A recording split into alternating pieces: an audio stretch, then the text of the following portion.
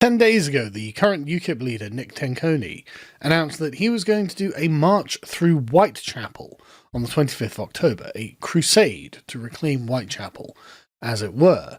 And this was met with quite a lot of aggression, and what I think has been really useful about this is it's genuinely showing us what it is that actually lurks in this country. When the waters are still and undisturbed, you wouldn't realise there was a huge problem, but when someone takes a stick and kicks up the mud on the bottom of the pond, you realise that the whole thing is actually filled with filth. And that's the issue that we have here. We do not have a tranquil country like we thought we used to, and Nick has shown us this with his planned march. Now, Whitechapel, you'll remember, is that area of the country that is basically a Bangladeshi colony. This is why they have Bangladeshi signage at the tube station, so people there know what this is, because they don't speak English, they speak Bangladeshi.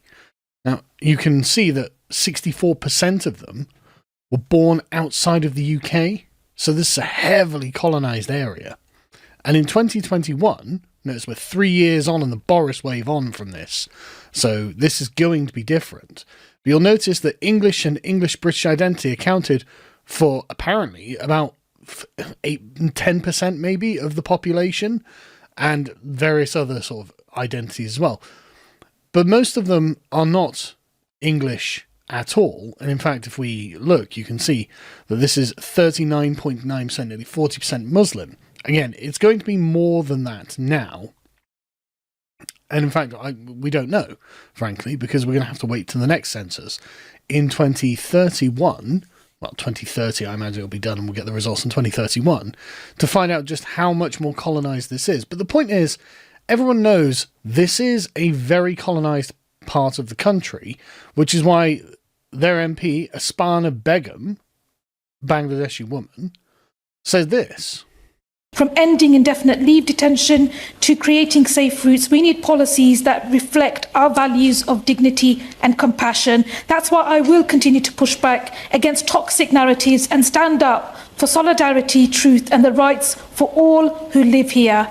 Because this is in line with the traditions of solidarity in the East End of London, where we see diversity as a strength and where all of our communities include migrants from all around the world, where the Jewish communities. She goes on, but as you can see, it's fairly stock-in-trade Islamo-leftism. We are the Muslim community who are in charge here, is what she's saying. We have inclusive, compassionate values, and therefore we're not going to tolerate outsiders coming into our community. The local police, the Met Police, were like, right, we're actually going to intervene here, because we are worried. And they don't say this explicitly, but you can see they're saying this between the lines. We're worried that a huge gang of Muslim men are going to come out with weapons and murder some white Englishmen. That's what they're scared of. And so they intervened to prevent serious disorder at Whitechapel in order to divert the protest to somewhere else. Because they are worried that, the organisers have described it as a crusade to reclaim Whitechapel from the Islamists, which isn't going to happen in one march. And of course, stand up to racism with their paid activists are out there too. And so Commander Nick John, who was in charge of the public order of the weekend, said, Tower Hamlets is the largest percentage of Muslim residents anywhere in the UK. It is our assessment that there is a realistic prospect of serious disorder if it were to go ahead in the proposed location. Yeah, no kidding. I think there probably is, because it seems to me that actually this community is deeply intolerant of the native British, and the idea that the native British are the people whose land this actually is. They're very possessive over their area, and in fact they came out in force. Let's have a watch.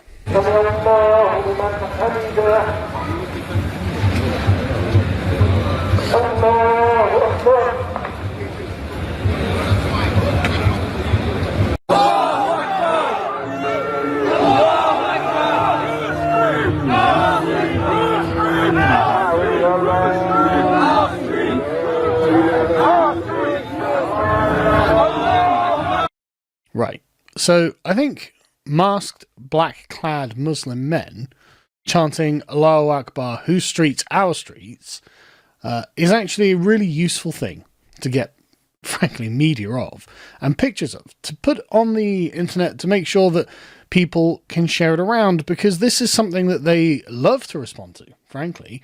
The Muslim Defense Force, or the Muslim Defense League, sorry, love to get out there like they did after the murder of the 3 young girls by Axel Rudikabana. This is something we're going to see more of in the future. In the colonized areas, they're going to keep taking to the streets, and they've got kind of a uniform. I mean, they're dressed in black, all dressed in black. They're wearing their face masks, they're wearing head coverings.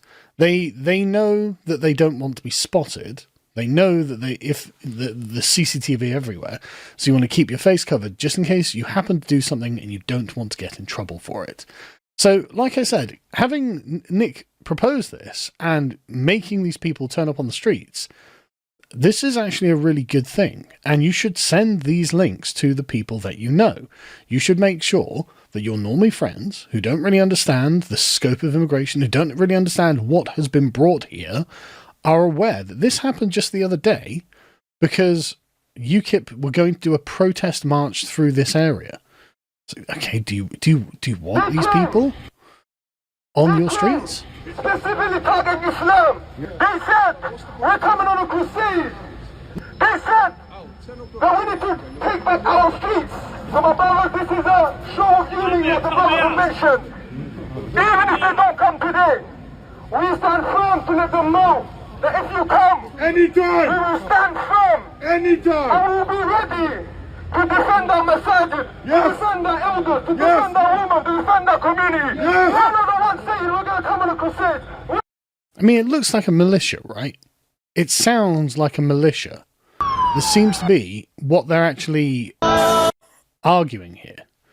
But this doesn't sound like just a counter-protest or something. This sounds like men who would be prepared to come armed, and who knows if they did or not, because it's not like the police just patted them down or something. In fact, there's this guy carrying something here.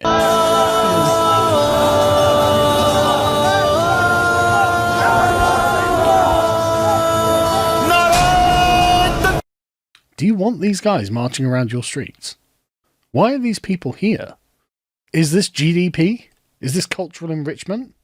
And of course, as you can see, the Muslim Defense League was there, but also the radical left were there.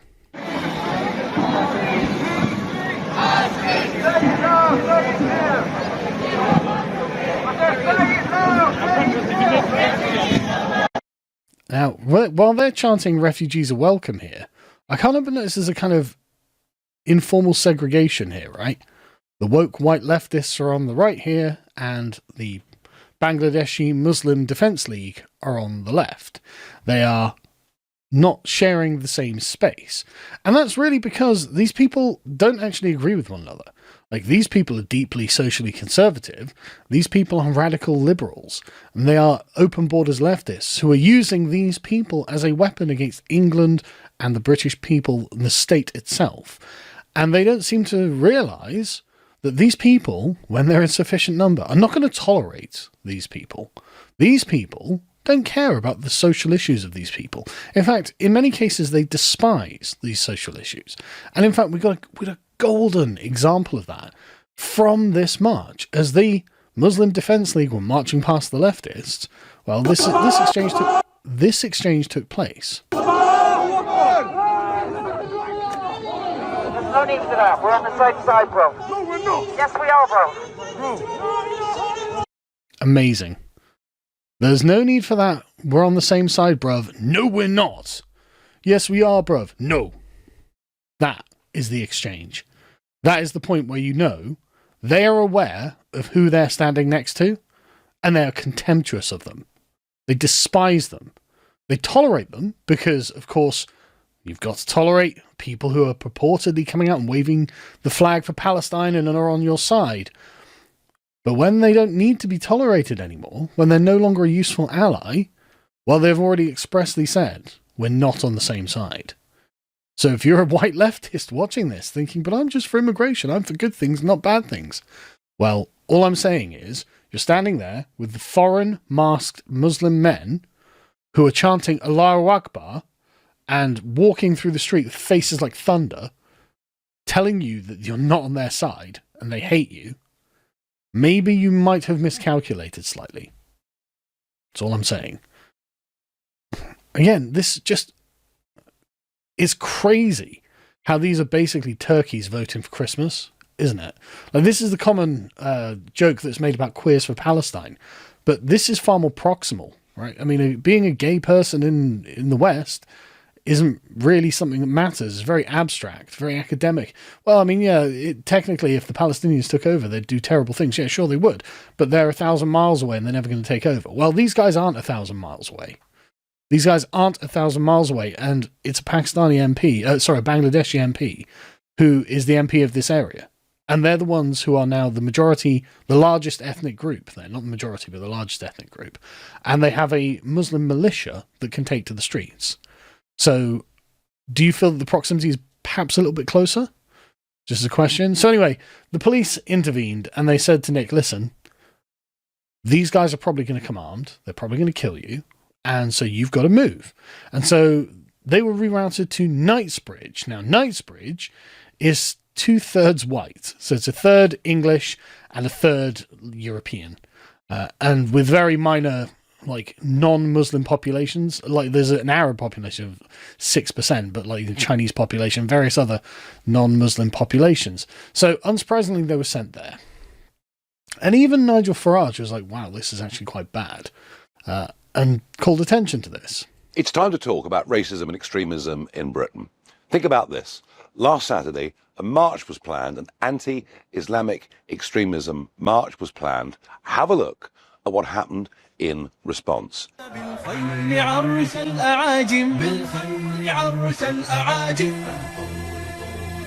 Here we see large numbers of men, mostly young men, all men, no women, wearing a black style uniform, many with face masks, marching almost like an army, aggressively through the streets of East London. Interesting how, I mean, he didn't name Nick or UKIP, but he also didn't mischaracterize them. He also charitably characterized them as an anti-Islamic extremist march, which Nick Tenkoni has described his march as. So even Nigel Farage is like, wow, okay, this is quite bad. And actually, this is a real issue. Like, we were having conversations about integration only the other day. What happened to those conversations in the face of all of this? Are we still talking about integration?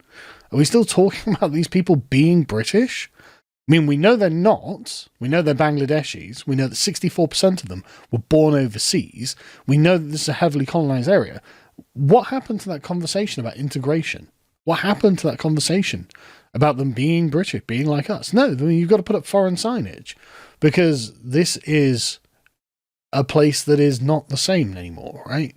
This is a place that has changed, and this is going to be something that, unfortunately, we have to deal with. So we've got to ask ourselves, is this what we want the future of Britain to be?